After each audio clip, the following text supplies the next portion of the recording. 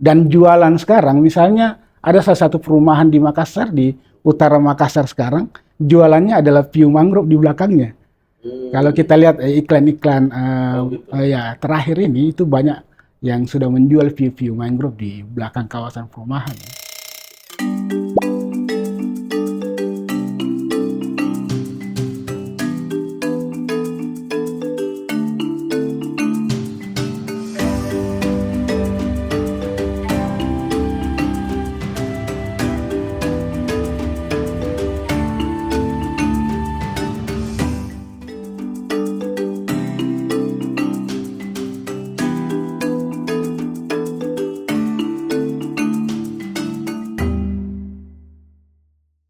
Assalamualaikum warahmatullahi wabarakatuh.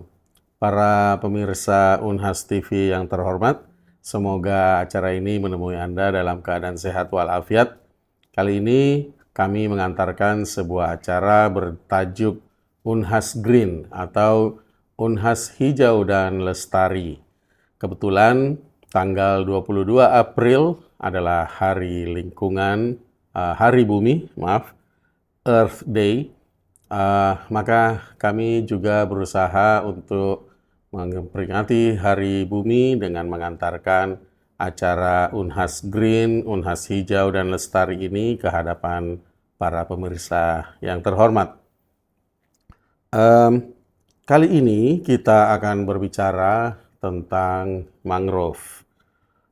Oleh banyak kalangan atau di Bugis Makassar disebut sebagai hutan bakau. Kita akan berbicara tentang bagaimana ancaman terhadap ekosistem ini. Ekosistem mangrove adalah salah satu ekosistem penting di Samrut Khatulistiwa, di samping terumbu karang dan juga padang lamun. Ekosistem mangrove sebenarnya terdiri atas banyak spesies, tapi memang yang paling akrab di kalangan penduduk kita, di kalangan lokal, itu adalah bakau. Jadi biasa juga disebut sebagai hutan bakau. Kali ini saya akan ditemani oleh narasumber kita yang memang sudah punya jam terbang yang begitu tinggi, tidak diragukan lagi kalau berbicara soal mangrove. Saya Rizal Idrus, host dari acara Unhas Green ini, dan saya akan memperkenalkan narasumber kita. Narasumber kita adalah Bapak Yusran Nurdin Massa. Beliau adalah CEO dari Blue Forest, sekaligus juga sebagai Environmental Technical Advisor. Senang sekali bisa bertemu dengan Pak Yusran sore ini. Gimana kabar Pak? Sehat walafiat? Alhamdulillah, Pak Rizal. Ya. Pak Yusran, mungkin bisa diceritakan dulu apa sih pentingnya mangrove ini, kemudian mengapa dia menjadi sebuah isu yang penting, sampai-sampai kan ada sebuah badan yang khusus menangani namanya Badan Rehabilitasi Gambut dan Mangrove ya. Berarti ini sebuah hal yang penting bagi pemerintah Indonesia.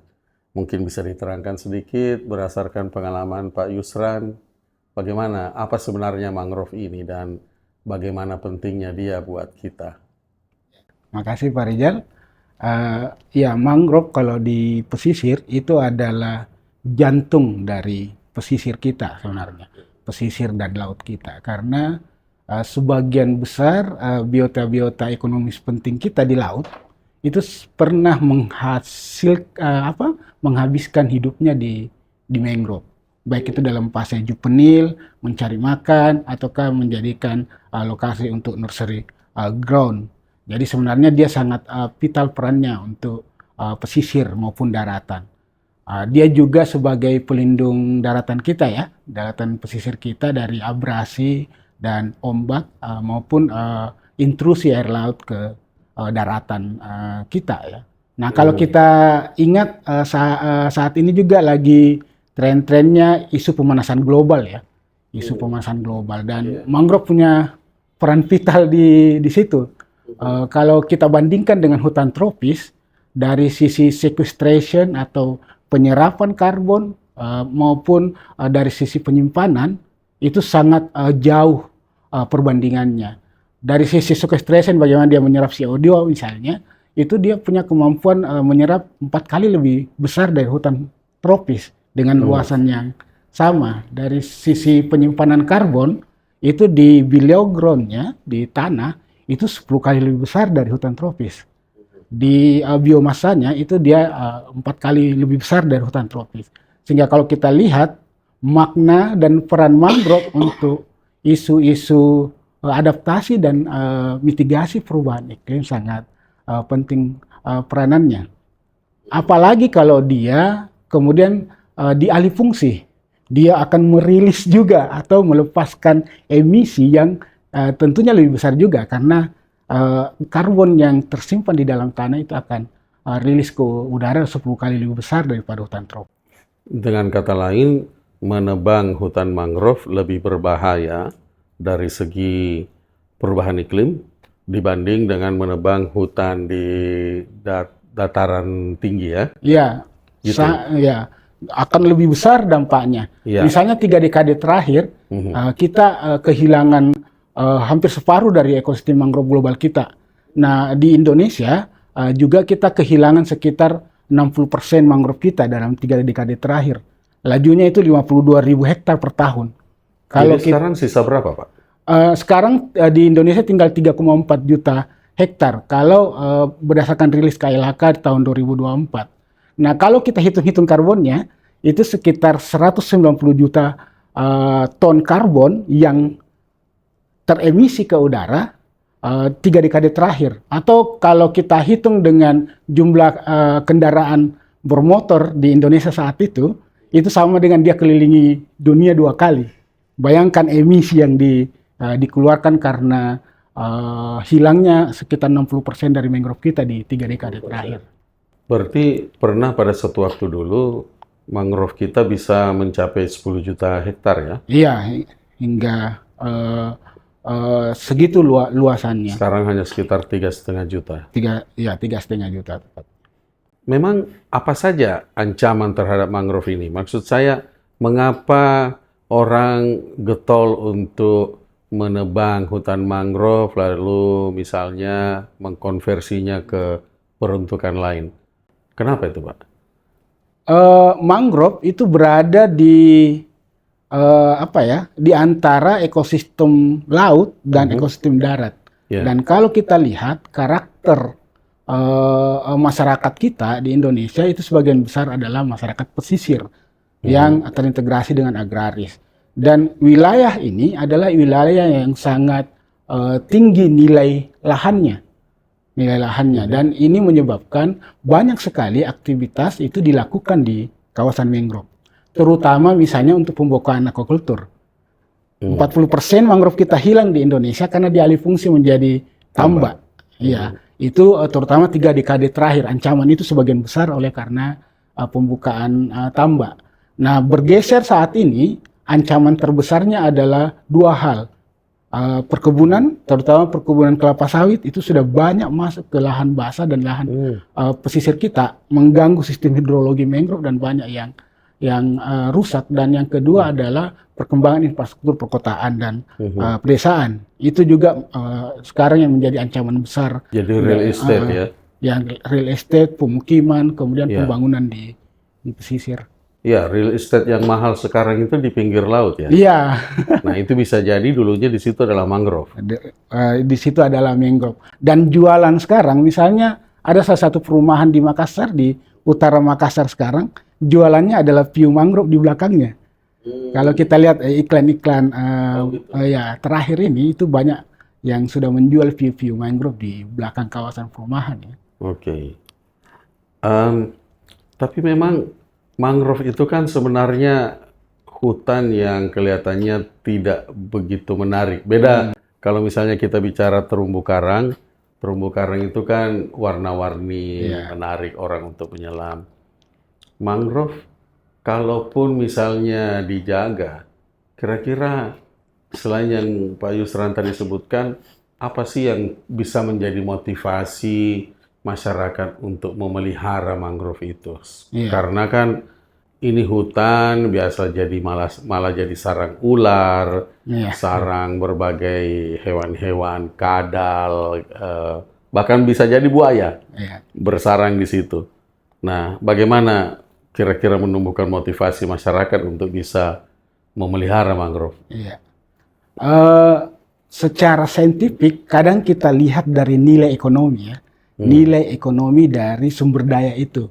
Nah, kami lakukan kajian ini di ekosistem mangrove yang alami di Papua, dan kami menemukan ketika kita menggabungkan nilai intrinsik dan ekstrinsik dari mangrove, itu bisa mencapai 25.000 USD per hektar nilai ekonominya, termasuk nilai perikanan yang diberikan oleh mangrove, termasuk nilai dia menahan ombak, nilai budaya, dan semua nilai-nilai yang ada di ekosistem mangrove. $25.000 Per hektar. Kalau kita rupiahkan per tahun. Iya, per tahun, per hektar per tahun. Besar sekali, sekitar 3M lah per hektar per tahun ya.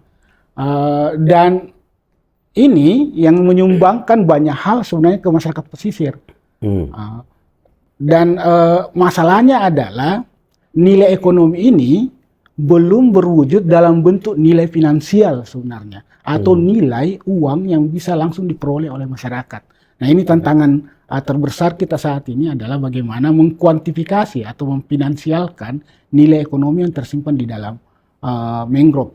Itu kalau kita kalkulasi itu baru sekitar jomplang sekali $250 per hektar per tahun, atau baru sekitar 3 juta rupiah yang per bisa hektar per masyarakat tahun. rasakan ya. Yang masyarakat bisa langsung dalam bentuk uang finansial dari aktivitas menjual dan memanfaatkan mangrove. Jadi potensinya itu masih sangat besar.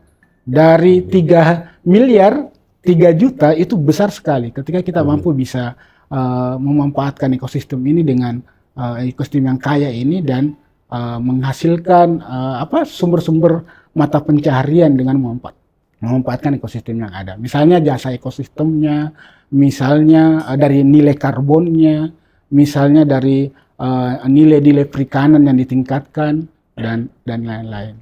Baik, iya, memang itu tantangan kita secara nasional dan di Sulsel. Dan kalau tidak salah, mangrove yang terbanyak itu ada di mana, Pak, secara nasional? Ya, secara nasional dan secara global sebenarnya ya. Karena kita punya 23% mangrove global terluas di dunia. Seperempatnya? Iya, seperempatnya, dan yang paling luas di Indonesia adalah di Papua.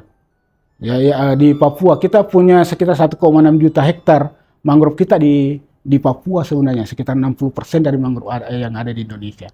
Di satu landscape yang paling besar itu di Timika dan Asmat ya, 500.000 hektar. Wow. Dalam satu landscape. Itu adalah mangrove terluas kedua di dunia setelah di Sundarban yang paling luas. Oke, Sundarban India. Ya, India dan Bangladesh ya. Iya. Baik, kita akan jeda dulu, dan sebentar kita akan lanjut menanyakan berbagai hal menarik tentang mangrove kepada narasumber kita, Bapak Yusran Nurdin Massa, STMS.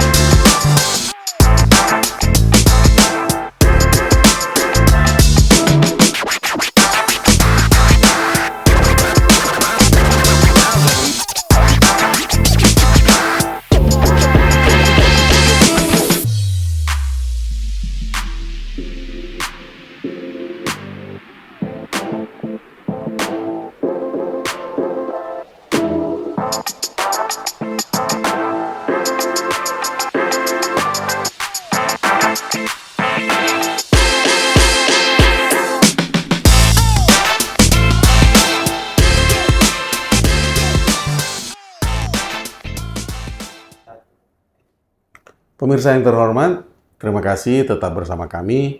Kita lanjut lagi di dalam acara yang bertajuk Unhas Green, Unhas Hijau dan Lestari. Dan dalam rangkaian Hari Bumi pada tanggal 22 April, kita merayakannya dengan mengetahui lebih banyak tentang lingkungan kita di Indonesia. Salah satu yang terpenting adalah hutan mangrove.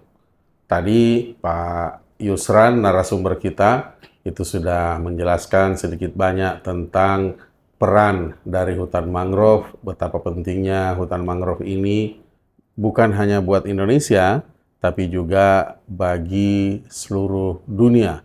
Secara global, hutan mangrove merupakan paru-paru penting buat planet bumi kita. Jadi Pak, ingin saya tanyakan lebih lanjut ke Pak Yusran tentang mangrove di Indonesia.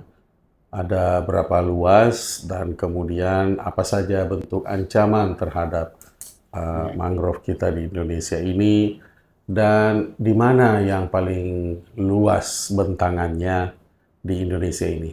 Siap. Ya. Kita memiliki 23% dari total mangrove secara global ya. Hampir seperempat Ya, ya? hampir seperempat dari mangrove kita di dunia. Dan yang paling luasannya, kalau catatan KLHK 2024, Peta Mangrove Nasional atau PMN, itu sekitar 3,4 juta hektar. Yes, luas sekali, dan yang paling luas sebenarnya yang ada di Papua. Di Papua kita punya 1,6 juta hektar, atau sekitar 60% dari luasan mangrove kita yang ada di Indonesia. Lebih Dan setengahnya di Papua. Iya, di Papua. Dan landscape yang paling luas itu ada satu landscape mangrove yang terhubung di pesisir, kita namakan Lawrence landscape. Jadi dia ada landscape dataran rendah di bawah Taman Nasional Lawrence antara Timika dan Asmat. Luasannya sekitar 500.000 hektar. Wow, Ya, luas sekali. luas sekali, dan itu terluas kedua di dunia setelah Sundarban antara India dan Bangladesh. Sangat luas memang, dan itu masih pristine ya, terjaga dengan kekuatan dan kearifan adat yang ada di Papua dan pembangunan yang masih minim. Ya, Pak Yusran, kami dapat informasi bahwa memang sejak awal berkegiatan secara profesional di Civil Society Organization atau LSM, Pak Yusran ini selalu berurusan dengan mangrove. Dan sekarang memimpin Blue Forest. Ya. Itu kenapa disebut Blue? Dan Blue Forest ini sendiri sebenarnya kegiatannya apa aja nih Pak? Iya. Blue Forest atau Yayasan Hutan Biru ini sebenarnya dulu tahun 2001 namanya Mangrove Action Project ya, yang afiliasi dari Florida. Tetapi kemudian tahun 2015 kemudian kami menasionalisasi gerakan kami menjadi Yayasan Hutan Biru atau Blue Forest. Blue Forest. Kenapa biru? Iya, katanya kalau hutannya hijau itu langitnya jadi biru. Jadi sebenarnya prinsipal yang kamu bangun dari Blue Forest bahwa peran dari mangrove untuk membirukan langit kita dari emisi dan pencemaran itu adalah besar sekali di ekosistem mangrove, sehingga prinsipal itu yang kemudian kami bangun di Blue Forest ya. Langitnya biru, lautnya biru. Ya, hutannya hijau. Hutannya hijau. Ya, itu yang karena acara kita hari ini namanya Unhas Green. Iya. Ya, juga mestinya Unhas Blue ya. Iya. Iya.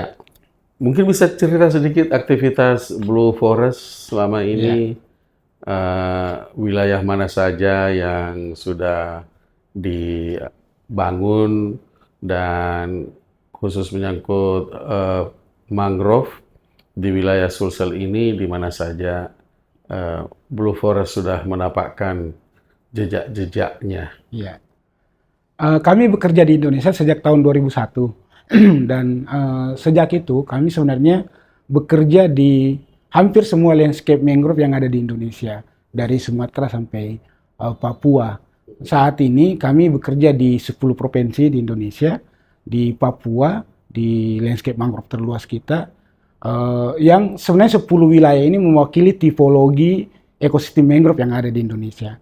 Kami ingin sebenarnya membangun model bagaimana mengelola mangrove bersama masyarakat dan pemerintah dengan baik, dan itu bisa direplikasi dan di scaling up ke tipologi mangrove yang sejenis. Misalnya kami kerja di Papua, di Timika dan Asmat, itu tipologi mangrove-nya itu masih pristine, dan di sana kekuatan adat untuk mengolah hutan itu sangat kuat. Dan bagaimana belajar bersama komunitas untuk bagaimana menjadikan mangrove sebagai sentrum pembangunan dan peningkatan ekonomi masyarakat di sana. Kami juga kerja di Sumatera, dan Kalbar, itu ada landscape mangrove yang selama ini digunakan kayunya untuk kegiatan-kegiatan ekonomi, baik dibikin arang maupun untuk penggunaan fondasi-fondasi rumah. Di sana kami belajar bersama masyarakat untuk bagaimana mengelola kayu mangrove untuk dimanfaatkan. Namun sayangnya memang saat ini pengolahan kayu mangrove itu dimoratorium oleh negara ya, sehingga tidak bisa dimanfaatkan lagi.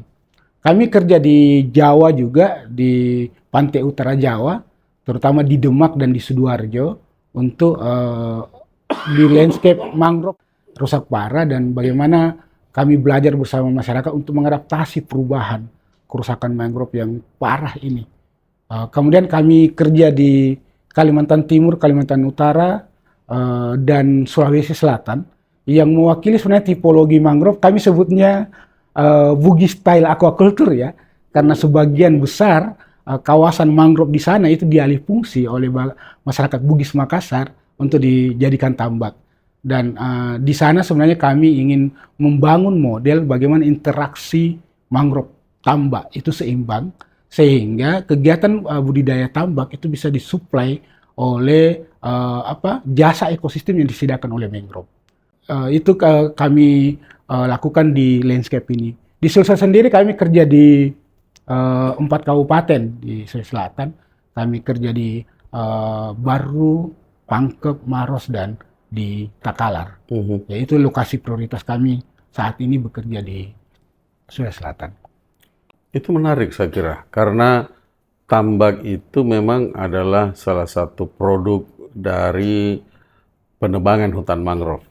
Jadi sebenarnya dari segi konservasi ada nuansa negatif ketika orang menyebut tambak, kan? Tapi justru dengan pendekatan Blue Forest, bagaimana agar supaya ada keseimbangan antara manfaat mangrove dengan upaya membangun tambak, ya. Dan saya kira memang ini salah satu pendekatan baru. Ini di mana saja, Pak? Di 4 kabupaten itu, tapi terutama di mana? Ada percontohan mungkin yang bisa dilihat oleh masyarakat? Ya, kami bangun contoh di Kuricadi ya, interaksi mangrove tambak itu. Jadi di Maros, bayangannya adalah di satu luasan mangrove, misalnya di Kuricadi itu ada 23 hektar kawasan tambak yang dimiliki oleh Yayasan Muhammadiyah. Dan kami kemudian melakukan upaya rehabilitasi di setengah dari kawasan itu. Sekarang sudah jadi hutan kembali, dan di belakangnya kami mencontohkan budidaya tambak. Kenapa ini penting ya? Di konteks Indonesia, 40% mangrove kita hilang karena tambak. Sehingga kalau kita mau memperbaiki tata kelola mangrove di Indonesia, mau tidak mau kita harus masuk ke mempengaruhi tata kelola tambak. Karena 40% mangrove kita ada di sana. Dan yang penting adalah saat ini bagaimana kita bisa membangun model yang integrasi mangrove tambak. Karena sangat tidak mungkin kita mengembalikan semua kawasan tambak menjadi mangrove. Dan sebaliknya, kita menjaga mangrove existing kita untuk tetap menjadi mangrove dan mensuplai kebutuhan tambak. Nah, model-model inilah yang sedang kami bangun ya di beberapa landscape kita. Kami bangun di Jawa, di Sidoarjo, kami bangun di Sulawesi Selatan, Kuricadi, kami belajar bersama masyarakat di Kalimantan Timur dan Kalimantan Selatan untuk memperbanyak model yang kita bisa pakai ketika kita mau perbaiki tata kelola tambak terintegrasi mangrove. Seperti apa sebaiknya? Apakah kita mempertahankan green belt-nya, mangrove di belakangnya tambak, ataukah bagaimana kita meningkatkan produktivitas tambak dengan memasukkan tata kelola mangrove di dalam pengolahan tambak. Ini yang sedang kami dorong agar pemerintah kita juga bisa punya contoh-contoh untuk perbaikan pengolahan tambak di Jawa. Ya, saya kira itu menarik sekali karena tentunya mangrove itu baru bisa terjaga kalau masyarakat sendiri ada motivasi untuk menjaganya kan, tidak bisa dipisahkan dari kehidupan masyarakat. Kalau di Pulau Tanah Keke bagaimana tuh ceritanya, Pak? Apa kegiatan di Pulau Tanah Keke?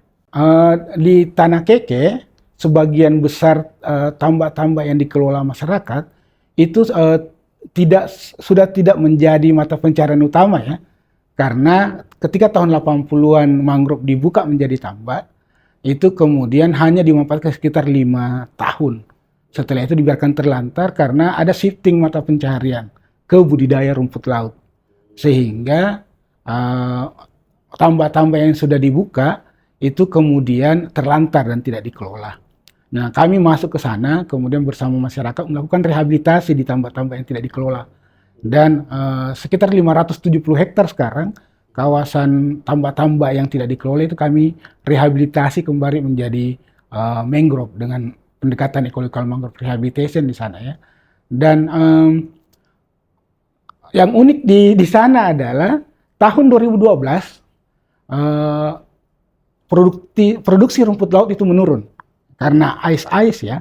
Dan jadinya dapur arang yang dulunya ada sekitar 4 dapur arang di seluruh Kepulauan Tanah Keke itu bertambah sedikit demi sedikit. Jadi 9 dapur arang dan bertambah sekarang sekitar 12-an dapur arang di seluruh wilayah. Maksudnya itu arangnya dari kayu mangrove? Dari kayu mangrove. Karena mata pencahariannya terganggu. Rumput laut terganggu sehingga mau tidak mau mereka kemudian kembali ke mata pencaharian sebelumnya mengambil kayu mangrove untuk dijadikan arang. Nah, saya ingin gambarkan ini bahwa tata kelola mangrove itu sangat terkait dengan aspek ekonomi, mata pencaharian. Kita tidak bisa berharap mangrove-nya dijaga, dilestarikan kalau mata pencaharian utamanya terganggu. Sehingga memang menjaga mangrove bukan hanya bagaimana melarang penebangan, tetapi bagaimana menghadirkan mata pencaharian bagi masyarakat. Itu yang sedang kami dorong di Tanah Keke, mulai pendampingan sekolah lapang untuk pertanian, di perikanan, dan beberapa program-program terkait dengan ketahanan pangan di Pulau Tanah Keke. Tadi Pak Yusran cerita yang kejadian 2012, jadi sekarang sudah ada gap sekitar 13 tahun ya. Apa yang berkembang dalam 13 tahun ini? Iya. Budidaya rumput laut tidak juga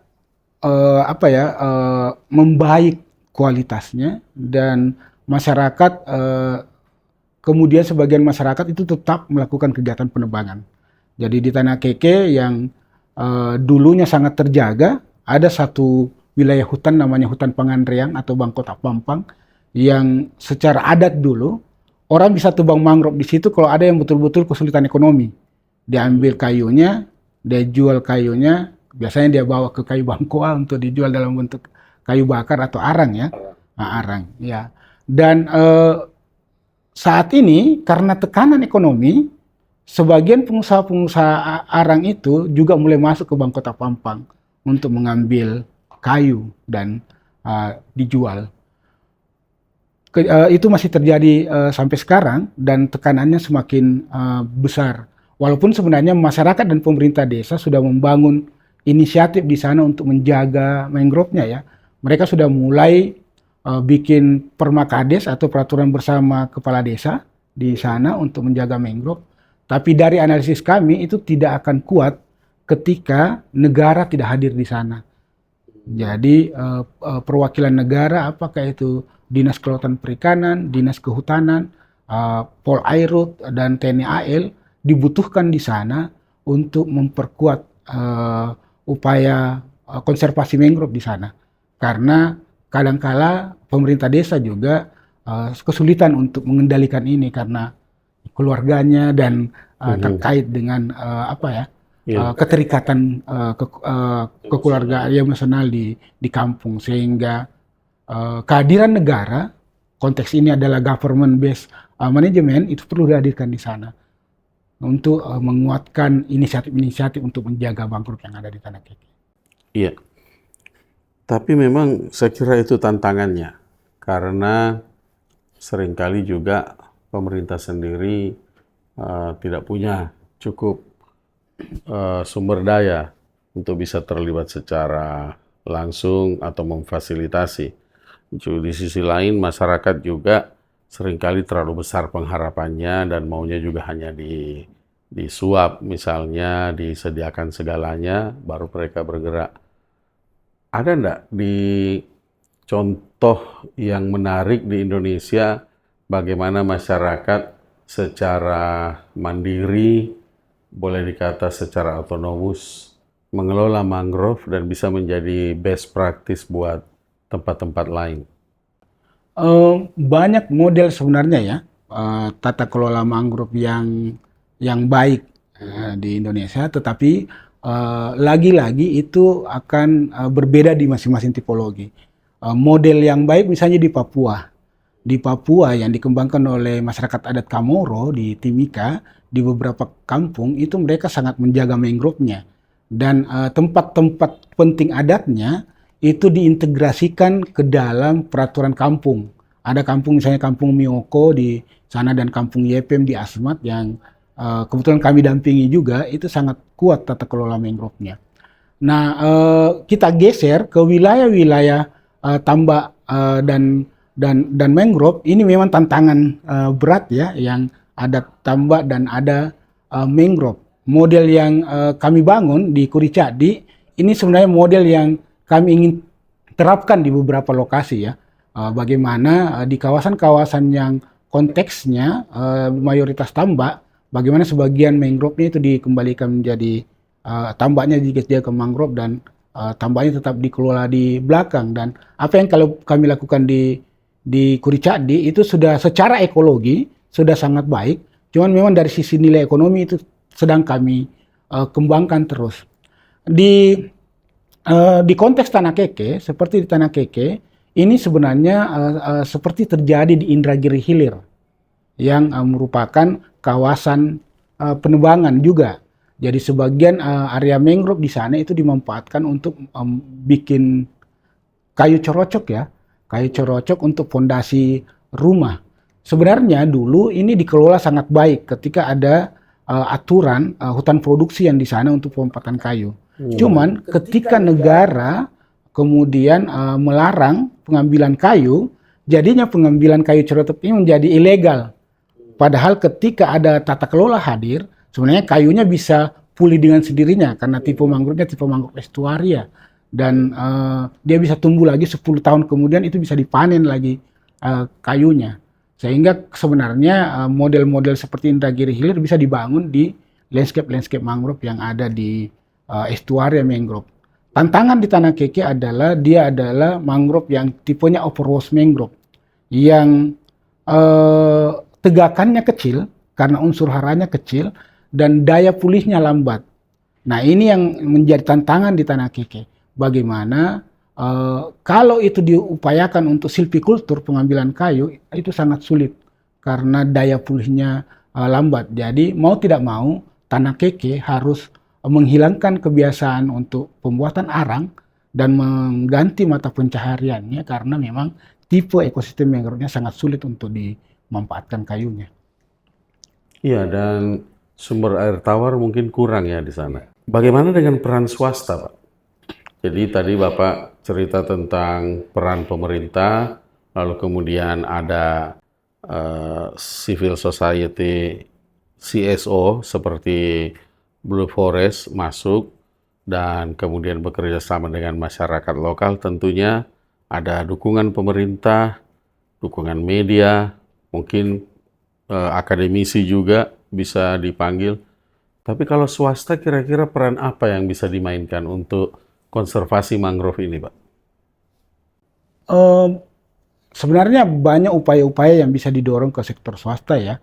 Sekarang kalau kita lihat kebijakan kita tentang nilai ekonomi karbon, itu kita sudah dimungkinkan untuk restitusi dari kelebihan emisi yang dikeluarkan oleh sektor swasta dengan melakukan upaya-upaya rehabilitasi. Ya, sehingga sebenarnya ruang-ruang itu dimungkinkan. Nah, sektor swasta bisa masuk ke wilayah itu dengan mendukung masyarakat dan penggerak-penggerak di tingkat tapak untuk melestarikan dan merehabilitasi mangrove yang bisa digunakan untuk itu tadi membayar kelebihan emisi karbon yang dikeluarkan oleh aktivitas perusahaannya. Nah, mekanisme pendanaan seperti itu bisa didorong ya dengan pola-pola carbon trading yang sedang ada sekarang dan dimungkinkan di dalam nilai ekonomi karbon kita. Ruang yang lain sebenarnya kita bisa menggunakan skema PES, Payment Ecosystem Services. Jadi ini sedang dulunya dibangun di Asmat sebagai contoh yang kami dampingi di Kampung YFM. Jadi Kota Agats itu sebenarnya ambil air dari Kali Jombot di Kampung YFM yang kami dampingi, dan PDAM di Agats itu memberikan pembayaran dari pemakaian air itu untuk menjaga hutan bagi Kampung YFM. Itu adalah model-model payment ecosystem services yang dimungkinkan di kawasan mangrove. Di beberapa tempat itu bisa didorong sebenarnya. Bagaimana sektor-sektor swasta misalnya yang menggunakan wilayah pesisir untuk pelabuhan dan untuk membawa logistik dari hasil-hasil produksinya, itu mestinya juga bisa membayarkan jasa ekosistem yang mereka gunakan dan diberikan untuk upaya pemberdayaan masyarakat yang tinggal di sekitar kawasan mangrove dan bagaimana menjaga kawasan mangrove. Nah, saya pikir formulasi ini perlu digerakkan lebih kuat ya. Sekarang sudah ada Perpres terkait nilai ekonomi karbon dan payment ecosystem services juga perlu diperkuat saya pikir kebijakannya untuk mendorong keterlibatan swasta itu. Oke, terima kasih Pak. Jadi intinya memang setiap bagian dari masyarakat itu perlu mengambil peran. Tidak boleh kita membiarkan bahwa hanya masyarakat saja misalnya atau LSM saja, tapi semua bisa mendapatkan peran yang berarti di dalam upaya konservasi mangrove ini. Karena kan mangrove ini membuat kita juga semuanya ya. Ya, baik. Mungkin kita masuk di closing statement. Bagaimana Pak Yusran melihat dengan kondisi mangrove yang serba terancam, ada banyak pembukaan real estate yang baru di wilayah pesisir karena banyak orang memang ingin tinggal di tepi pantai, sementara ketersediaan lahan semakin sedikit, penduduk semakin besar. Dengan demikian, mangrove kita semakin terancam. Di sisi lain, kita justru membutuhkan kehadiran mangrove untuk membantu kita mengurangi emisi, menyerap sebanyak-banyaknya karbon. Kira-kira apa yang bisa dilakukan oleh para pemirsa kita yang terhormat ini? Apa peran yang mereka bisa lakukan? Dan apa harapan Pak Yusran, kira-kira bagaimana kita semua bisa mengambil bagian untuk bertindak demi masa depan kita ini? Gimana Pak? Sangat menyeluruh ya pertanyaannya. Yang pertama mungkin mangrove kita itu harus dilihat sebagai ekosistem vital yang sangat terkait dengan ekosistem sekitarnya. Nah, sekarang lagi dikembangkan namanya Kesatuan Landscape Mangrove. Jadi mengelola mangrove itu harus berdasarkan Kesatuan Landscape Mangrove itu. Tidak dilihat sebagai vegetasi saja. Dia ada ekosistem di hinterland, ada ekosistem di pesisir, dan lain-lain. Sehingga berdasarkan Kesatuan Landscape Mangrove itu, bagaimana kondisinya, kita menetapkan bagaimana kita memanage area mangrove di sana. Sederhananya seperti ini, kawasan mangrove di Papua, Kesatuan Landscape Mangrove-nya bisa terbentang sampai 10.000 hektar dalam satu kampung misalnya. Dan ketika mengelola itu, pembangunan, penetapan area-area penting yang harus dijaga itu bisa dilakukan. Tetapi di kawasan-kawasan yang sudah rusak parah seperti Tanah Keke, kesatuan landscape marine sudah rusak. Sehingga moratorium alih fungsi lahan itu diperlukan. Sehingga lagi-lagi kita harus bisa memetakan bagaimana tipologi dari masing-masing wilayah. Dan kami mengusulkan sebenarnya moratorium alih fungsi itu kita diterapkan di kawasan mangrove. Moratorium pemanfaatan kayu itu dimungkinkan di mangrove-mangrove estuaria. Dan yang terpenting adalah pengelolaan mangrove saat ini sulit sekali didorong karena pemahaman yang minim terhadap mangrove, sehingga sering sekali saya katakan bahwa menanam mangrove di pesisir itu bisa saja kita lakukan, mudah kita lakukan. Tetapi yang sulit adalah menanam mangrove di kepala. Ya, jadi proses menanam mangrove di kepala, di masyarakat, di pemerintah kita, di sektor swasta kita, terutama di pengambil kebijakan itu perlu didorong kuat. Sehingga dengan menanam mangrove di kepala, kita bisa menumbuhkan benih-benih perubahan bagaimana menata mangrove kita di Indonesia. Dan kuncinya adalah kesejahteraan yang menjadi ujung dari semua yang kita lakukan. Bagaimana ini bisa berdampak bagi masyarakat dan berdampak secara global juga untuk penurunan emisi karbon yang ada di dunia. Oke, jadi benih-benih berkualitas itu harus dimulai dari akal pikiran ya, kesadaran masyarakat.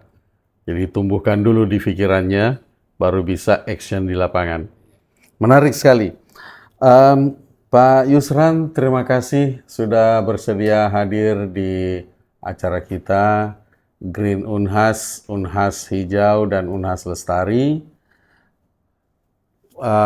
Pemirsa yang terhormat, satu kesempatan bagus kita berhasil mendapatkan banyak pencerahan dari Bapak Yusran Nurdin Massa, ST, MS, seorang aktivis LSM, terutama LSM lingkungan, tapi merupakan salah satu dari tidak banyak orang di Indonesia yang bisa diklaim sebagai ahli mangrove secara profesional. Kita beruntung kita bisa mendapatkan pencerahan ini langsung dari ahlinya, dari Pak Yusran Nurdin Massa. Para pemirsa yang saya hormati, untuk kali ini demikian acara kita, Unhas Green, Unhas Hijau dan Lestari.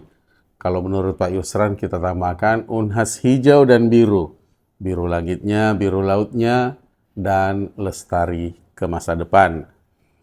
Acara ini dibawakan oleh TV Unhas bekerja sama dengan Mongebay website.